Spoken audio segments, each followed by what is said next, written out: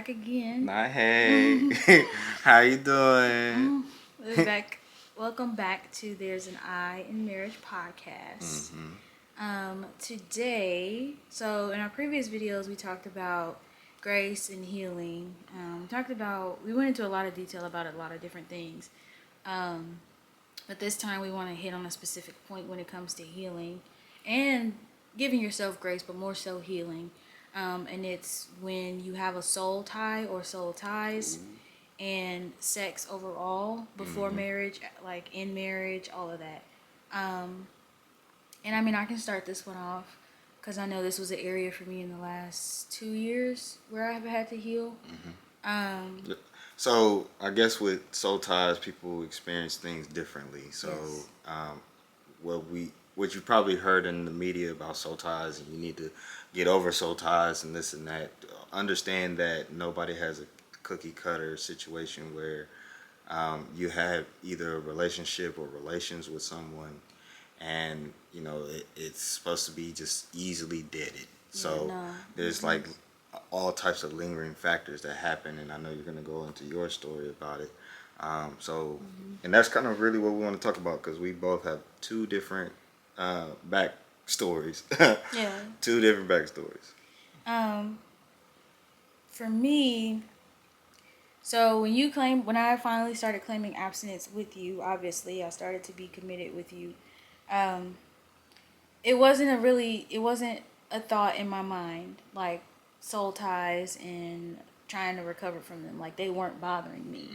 But then, like, after we got married and we started having sex, like real sex, like sex.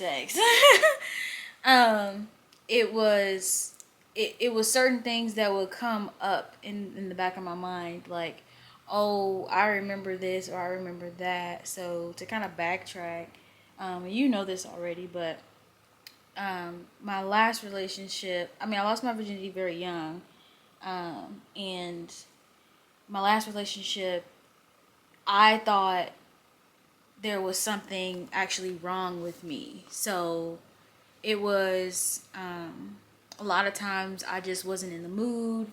I wasn't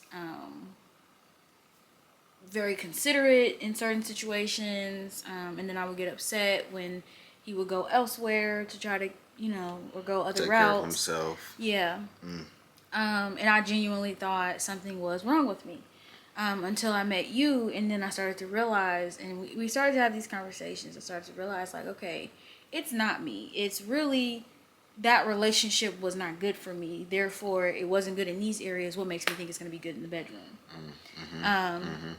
And in those moments, I didn't realize that. I genuinely thought something was wrong with me sexually. I thought, like, my hormones were off. I thought my mind was off, and technically my mind was off. Can you believe that in 2024, someone feeling this way about sex? Like, Yeah. we're so gun-ho about sex, and so sex Everybody, is so great. everybody's supposed to love it, but Yeah. like, I did not like sex. But I knew. Yikes! But I knew when it came for me, like me pleasing myself, it was. I knew what I wanted. I just didn't know how to get there, and Real didn't know how to get to that point. Yeah. But then being with you, it was very different. It was more. She met asked. a real dude. She met a real guy. She met a man. You you started asking those questions though, like, No, you're for real. and I had to sit there and, like, tell myself, like, do you like that? Like, or ask myself, do you like that? Or what do you actually like? How do you, or it was certain things that I did want to explore in my last relationship, and it was frowned upon. It was looked at funny. But then with you were like, okay, like, let's do this, or let's try this, or let's try that. So it was like, okay. So it wasn't me. Like, it wasn't just me. How long did it take for you to, like, break down those barriers of it? Am I the one that's not good? Right after we got married. Right after? Right after. Okay. Did you have anything lingering that just, like... It would be little droplets in my mind, but then because we weren't having sex. So with me and you, I'm focusing more on the friendship. I'm focusing more on building our life. Like, it Good wasn't. things. Yeah, like it was good things, but like I my mind was too occupied with other things, and just being around you was enough. Versus when we started having sex, I'm like, okay, this is new. It's almost like having a baby. I don't know what it's like having a baby, but from what I hear, it's like when you have that baby, your environment shifts, your environment changes. Like everything around you now is very different, and we have to adapt. So with us having sex, all of a sudden, just we got married one day, and boom, now we're having sex. Now we have to figure out, how do we incorporate this into our daily lives? How do you incorporate a child into your daily life? So for those who keep asking when we having kids, we were trying to adapt sex in our marriage. Like we can't do that and have a baby and then it's too much to juggle. And that's really important too. I mean, we don't need to go on a crazy tangent, but like because we did wait, we want to experience real intimacy, and we come from a culture where intimacy should happen almost First day date. one. Day one. And there's no judgment No. who have that mindset, but I encourage you to think differently in the sense of like, if you wait off on sex, you then get to develop that friendship. You then get to develop Trust. that trust, and you don't have to Consistency. the consistency. You don't have to try to, again, it's like you don't have to try to birth another baby into the situation where, okay, y'all did all of this at once. Now you have this snowball effect. Now y'all trying to just push a snowball, and then you get married on top of that. But now other areas are getting exposed because now y'all have become one. But y'all put all this stuff together without actually organizing it. Oh, that's a good way to put it. Organizing. You Like didn't organize it.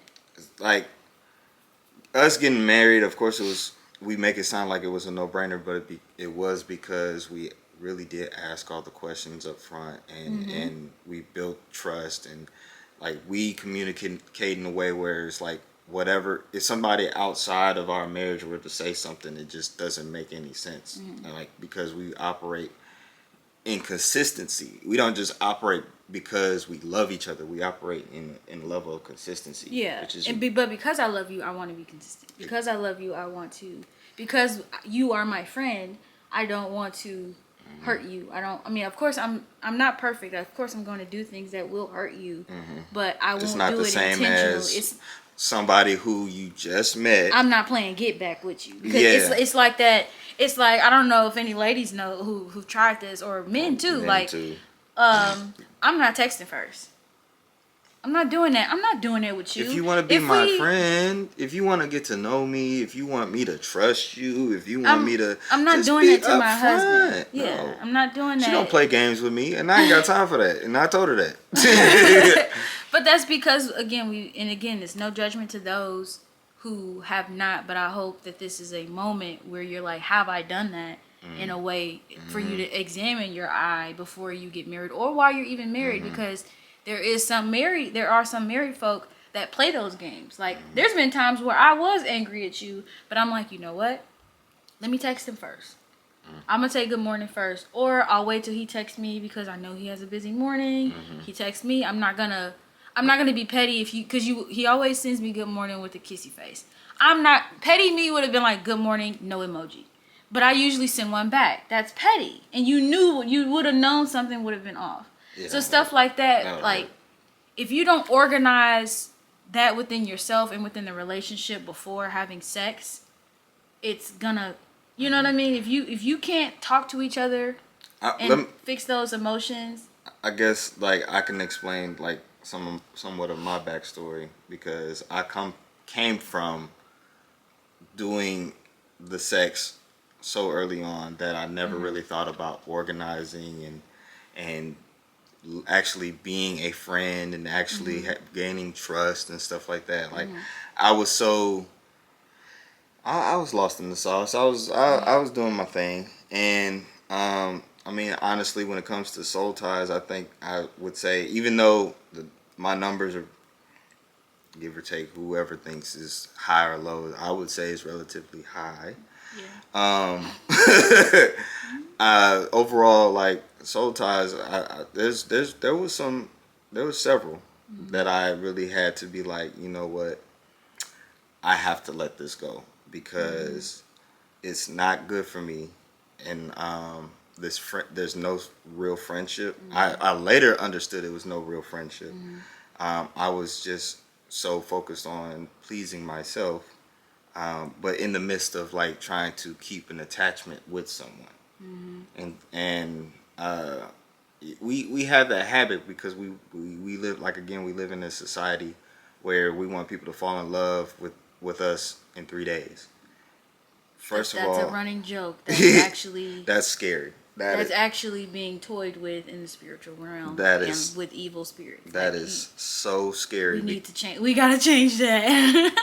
Like, it's Because yes, the want for intimacy is real, and Yeah, even in those that's a moments when real- I it's was a real in a whole need. phase, like it's a real need. You- You want to be touched. You want to be. you want somebody to be there, Yeah. and then you have your moments. So that's part of the issue. You want to have intimacy, but then when something real happens in your life, and if you haven't experienced that yet, I'm gonna you can count it on a clock that when something real happens in your life and you have not developed a true friendship with that person, they probably won't be there, and they have no 'Cause idea. You'll see how they're not your friend. And then the next thing that you know, that they're gonna ask you for sex before you even get your life together. that or they'll be like, okay, I'll help you, but you're gonna give me sex, Yeah, like an ultimatum kind of. yeah. And Yeah. and then you're also asking for dates, and you're asking for You're other asking- experiences outside of you can't give, or they can't give you, and that's hard. and I would even say, let's go a step further. Like I was in a relationship, my last relationship. It wasn't a terrible soul tie because there was love for her, but because the relationship started off with sex, I showed up because I knew sex was going to be there. And it's not like I don't want to devalue the friendship that was built in between before and after, but it was just the fact that I knew that this person was going to be so intimate with me early on, and I held on to that. I held on to that, and it got to a point where it's like I realized that this could not serve me. It could not serve my future anymore. It could not do anything. And that's when you have to crumble down that soul tie and realize, okay. And that's what made me actually want to be abstinent, because it's like I know that when I am in love and I do care about a person, I'm going to give them my all. And sex is a part of that all. And I mean, it hurts when you do put, and people, if you've experienced it, if you haven't experienced it, you'll understand, like, when you put your all into something and it doesn't work out, it hurts. It hurts. Yeah. So I've had several soul ties, and when you see, and it also hurts too when you see that soul tie with someone else. And, yeah, and Especially when it's like super soon, even within a year, even- or even if you've suppressed that. yeah, Like, I'm glad that for me, it was suppressed, but then it came back because I felt like God was like, you need to heal from this. You need, and this is, I'm opening up. I kept wondering, like, why am I thinking like this? Why am I doing this? Why do I feel like this? And God is like, I need you to get over this. you'll be sitting on your toilet trying to figure out, what am I feeling? What am I feeling? Why am I constantly triggered? Or why am I all of a sudden angry after I just watched a commercial on toothpaste? Like, and then you remember about a time that, because you haven't healed from that soul tie, or you haven't healed from the things that triggered you in that last relationship. So for me, I mean, luckily it was just, I don't mean luckily, but like, I just had one, but it was for so long that I was just not happy and not very pleased. It was like, okay, now that I'm in this space, how do you be in this space? How do you let go of what was? And it's not that I wanted to be with that person. It's not that I wanted to have sex. It's none of that. It was just something in my mind that needed to break so I can accept what is. So it's like, And also accepting your future, because breaking a soul tie, you have to come to the conclusion, the agreement in your heart that person can no longer go where you want to go. Sometimes you have to sit there and see them, and it's not trying to say that they're the messy person. Sometimes no, God loves them just as much. yeah, or let's do a flip reflection. There's probably some people that looked at me was like, you know what? You know what? He is a whole mess. He ain't going nowhere. He ain't doing nothing. Mm-hmm. I gotta let this go. And you know, It's tough. it's tough. It's very tough. And we put a lot of pressure in this society to try to get love right. Because it's a real need. Love is a real need. It's a real need. You need love. We oftentimes just don't know where to look for it. And what we're gonna keep talking about, you know, throughout our series is that these are the gifts, the gems, not sprinkles, but there's things that you should look for, and we want you to go to God about it before we just say that this is exactly what you want. Go test it. Yeah, but like these are the things that if you see it in this person, first of all, you should see it in yourself. But if you see these things in this person, then you're on the right path towards marriage, towards a healthy marriage if you're already in one, or when you get one. Like you want to have a healthy relationship, and again, this is why we did abstinence, because again we talked about where we want to live, what do we want to do with our lives, what type of money we want to make, how we want to eventually pay off debts and stuff like that. Yes, how do we want to have sex? When do we want to have kids? And I know that sounds very demanding, especially when we talk about in our dating culture, like people don't want to be bombarded with those questions. But if you have not sorted those things out in yourself, it's gonna come back up. It's gonna come back up. Marriage is, again, I'm gonna keep saying it because we said it in the book. Marriage is going to shine a light on you it's going to pull out these things that are not like God, that don't help you grow, or the things that are gifts. It's going to pull it out of you. Like there's times where I actually do motivate you to do something. There's times where, so the first couple months in our marriage, it was a lot of things God was like, all right, time to work. The way you think, we gotta change that. The way you see this, we gotta change that. The way you see sex, gotta change that. And that's why I started therapy. Starting therapy was the greatest thing I could have done, because even talking to you, I'm like, I don't know why I'm thinking these things, but to have a friend to talk to about that, and you sat there and said, I know you love me. That's why I started crying when we did have that conversation, because it was like I was more afraid of what he would think rather than just being honest. Like, this is how I feel. This is what I've been thinking. And you were like, no, I understand. It's just a soul tie that you were still healing from. You're breaking away from. And again, it's not, I don't think a soul tie means that you want to be with that person. No, not always. It's just that you had a really strong connection, whether that, it was short-lived or long-lived. It's just that I think a soul tie is when you mentally start incorporating that person in your life. Yep. And when they fail to be consistent in the thing that you need and you break it off, that's when it hurts. You have to figure out when you're going to have sex again. And when you suppress it, you're going to figure out how you're going to be loved again. You're going to figure out if your friends are going to accept you after all the times you told them that you was going to go somewhere else. Rather than, like, all these things, like you have to basically grieve. Yeah. You basically have to grieve. You have to grieve. And then and even if it happens like 10 years, if you don't address it, it's gonna come back up. Ooh, yeah, because you might bump into them at the grocery store and you're gonna be like, ugh, that person. Or just something. God is so, he's so, what is it? Omnipresent. That he don't care where you at, what you doing. You could be on top of the mountain, like you could have everything in order.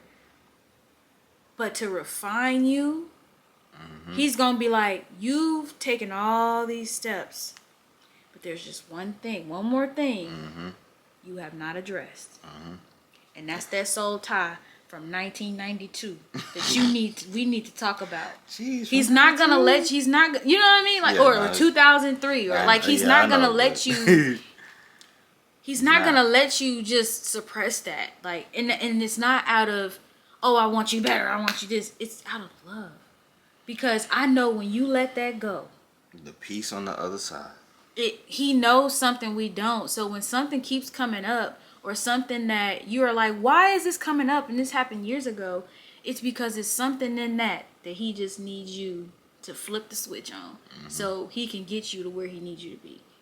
Whether that's to look more like him, be more like him, talk more like him, for you to get the job you've been wanting, for you to get the peace you've been wanting, for you to actually restore a certain relationship with somebody at some point. Like, we never know what these soul ties or anything that you've suppressed is connected to. Once you get over that, you start to be like it was a girl I messaged because of that soul tie. I wasn't talking to her, but because I got over it, I went and apologized. Ooh, apologize? I apologized to her. Who does that? You know what I mean? Because I got over it, it's like it's not that I want to restore the friendship, but I put my pride aside and said, you know what? God, I pray that she's doing well. I pray that everything is going right for her. And I'm going to be the bigger person and be more like you and apologize. And wherever it goes, whether we become friends again, whether we just periodically like each other's posts, I don't care, whatever it happens. I don't feel any animosity when I see her. Versus, why do you have animosity towards her? Oh, because you haven't gotten over that thing over there. Or let's kind of flip the perspective. You know, you kind of bump into that one ex-friend association, whatever, and it gets weird. You kind of look at each other, and it's like it's you not don't. Weird no more. It's not weird anymore. You've taken down the barrier of I don't know, I don't like her, I don't trust her, I don't this and that. Like you've said, let's clear the air. I didn't have anything against you. It was them in the situation. It was them. You just so happen to be involved. But now that I've gotten over that, I've apologized. If and when I see her in person, it's like, hey, can I hug you? How you doing? Can I? Whatever it is, I am that much at peace with the situation. I'm like, okay.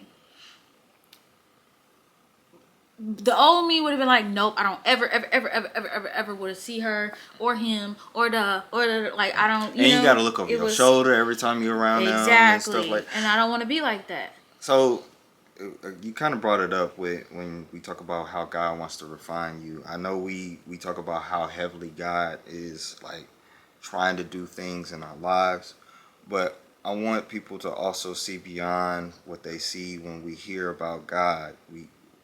It's a lot of things that God wants to do definitely benefits us. Oh my goodness. It hurts, but it benefits us. I want people to not think that we have to always try to please God. Just realize that what God is trying to take you through, it's for your benefit. When we hear scriptures and people say God's going to work it out for the good. Yep.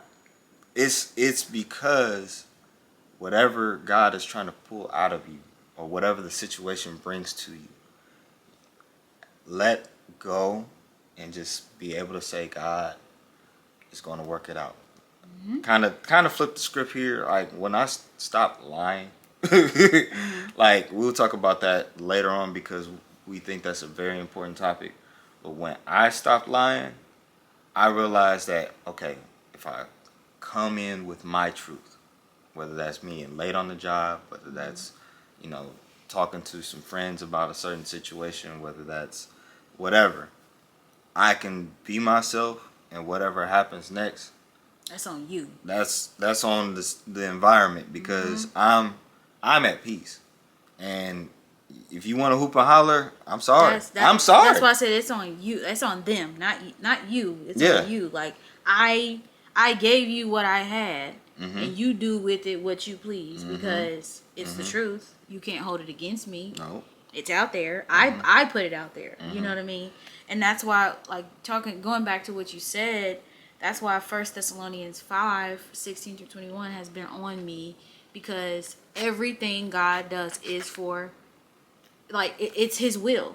Mm-hmm. Always have joy because it is His will. You're gonna come out better. Mm-hmm. So and this year alone, He's shown me that scripture at least 4 to 5 times, just randomly. It's crazy. Mm-hmm. And I'm like, okay, Lord, I must need to get this tattooed because you keep He keeps showing me this same thing. I think I saw it on a couple. I saw it somewhere so random. It was so random. I'm like, what? Okay. I'm like, okay. Mm-hmm. But that's how God's trying to that- communicate to you, saying like, I got this. I got this, and everything that I'm doing. Again, I used to wonder, why am I thinking like this? Why am I feeling this way? God, why people would say don't question God, but I feel like this new generation is like, no, we can question God, and He's not mad at that. There's a lot of things. There's even sermons about this stuff. Like, you can question God. People in the Bible question God. Mm-hmm. So And didn't die. So it Immediately, was like, no. when I keep asking God why, didn't Jesus say you keep seeking, you'll find? Seek ye first the kingdom of God, and everything be added unto you. Yeah, but he also said those who keep knocking, the door shall be open to you. So it's like, we can quote quite a bit, but it's it's very, very practical. You can question God. So when I keep questioning Him, He's like, it's my will, and you'll see. You'll see. And now that I'm seeing, why was I thinking that way? Oh, it's because of this. Why am I thinking like this now? Oh, it's because of this. Again, we talked about this in a previous video, breaking those chains. God has been breaking so many chains off of me. Do you feel healed? I feel healed. I do feel healed. I feel like there's a lot more that me and him have to continue to work through. You look, of course, you are I'm only 20. Yeah, it's stuff that I haven't even experienced yet. And I'm 32, so I'm 32, like 32, and I know that God is going to bring more into my life. That's going to be like, yeah, I'm trying to teach you something. I'm trying to work on something for you. But I will say though, was it 2 years that I basically was not in a real relationship? That was very much so like a mental change in my life of realizing what I needed, the peace that I needed, the way I started rewiring how I wanted to operate. And then by the time I met you, I was able to come to you as a whole new person. We even talked about this earlier today. Like, I'm not who I used to be. You can read the old books that I've written. You can read my testimony in this book. I can tell you in person, I'm not the person I used to be. And that goes back to you telling the truth, like that. You are using that to your advantage, and it's helping people, and it's still healing you. Every time you tell the story, it's healing a piece of you. It is. It also started with me letting go of a soul tie. Literally. Or several. Literally. Yeah. Literally. Like, for me to go to therapy, I had to break the stigma of people saying, oh, black people don't go to therapy. Who? We need that. We really do. So we, as people, need guidance. Therapy is more so guidance, not guidance to help you understand. Because they're not trying to tell you how to feel or how to live your life. No. It's guidance. Okay, why? This happened. Blah blah blah. And my therapist would be like, okay, why do you think that is? Well, and even if I say I don't know, she would be like, okay, so where does this situation or this feeling stem from? Where else have you felt this? She starts to break things down so I can understand it better, and then I'll be like, oh, that's why. Back to your first question. But definitely healing from that soul tie, and you never know when it's gonna come. You never know when it's gonna happen, because you could think that you're over it, but if you've never addressed it, if you've never sat here and talked about it with a friend, with a spouse, with a therapist, whoever, somebody trustworthy, if you have not addressed it, God is going. You can think that you living without it, but like He's going to address it because it needs to unlock something for you. Can I say something for the people that are abstinent? Actually, first of all, I still want to encourage you to be abstinent. Very much so. Second of all, you still may have soul ties because you yearn so much for a relationship. And you do develop relationships with people, and they probably may not have panned out the way that you wanted to. That still hurts. I Mm-hmm. don't just because you didn't have sex doesn't make any pain feel less. We just know that it's a Mm-hmm. little bit harder to break that because we know that there's some level of connection that you just don't get just by spending a lot of time with someone, Mm-hmm. but it still hurts. It If you still if you if hurts. you Yeah. if you call yourself in your heart loving someone, like on a deep level, like when you told me that you loved me Mm-hmm. early on in our dating, like if I turned around and became a totally different person, you're gonna be like, what in the Mm-hmm. world? And it would hurt. It would. So I wanted to address you too. I don't want you to think that okay, I never experienced anything. Maybe I do need to have sex. No, first of all, No, don't. no, no, no, no, no. That's Don't. not what we're saying. And then second of all, Not at all. just because you are in your space right now where you haven't felt anything deep, we just hope that you do continue with us, continue with God. Number one, continue with us and learning what things to find in a person that would deem worthy of a relationship or worthy of a marriage.